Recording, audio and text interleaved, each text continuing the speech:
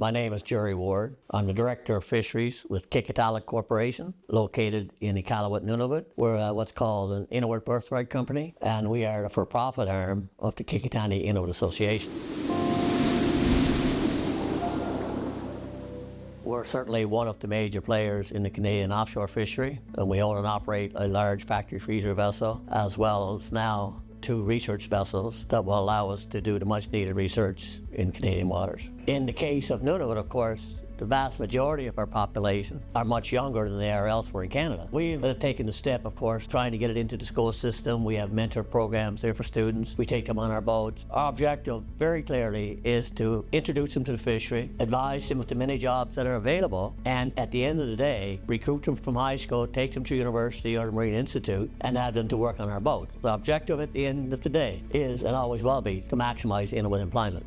We have to bring forward the modern day technology and to work with the Indigenous knowledge within the communities itself. And again, what we find by working with, certainly with the Ocean Supercluster, it opened up a new avenue for us of people involved in new innovations and technology. I mean, we are now, as a result of working with OSC, we are also working with a number of other innovative and knowledgeable people in the industry. The objective, very clearly, is to train the local Inuits so that when we move out of doing this, they can do it themselves on a continuous basis. And that's why, of course, we're having success today, because we've done that. So since building our own research vessel in 2019 and 20, our first year of operation, it was in 2021 for research.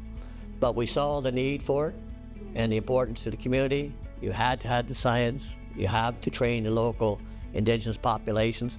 Well, of course, the Arctic, as you know, not only Nunavut, but the Arctic in general, there's very little data that's been collected over the years. In fact, we have huge data gaps in various areas, particularly into the ecosystems area itself and the oceanographic data that's required. That's why we got involved with OSC, because you have the connections to bring in all the innovators and the technology that's out there and to move us ahead very quickly. And that's what excites me. Our objective, very clearly, is to get into the communities. Issue number 1 is to help food security. But if you can employ 10 to 15 to 20 people in a small community that only has 400 or 500 people in it, all of a sudden it makes a difference. It makes a big difference to the social fabric, the social system. And once you get working and you can make a living at it and you have food security, you have things that are working for the betterment of the community and the welfare of the community and the health in particular. And that's the role of QC. We're committed to it, and the Ocean Supercluster has really opened our eyes, and we today have other groups wanting to come in and do collaborative research with us as a result of the work that we've done with the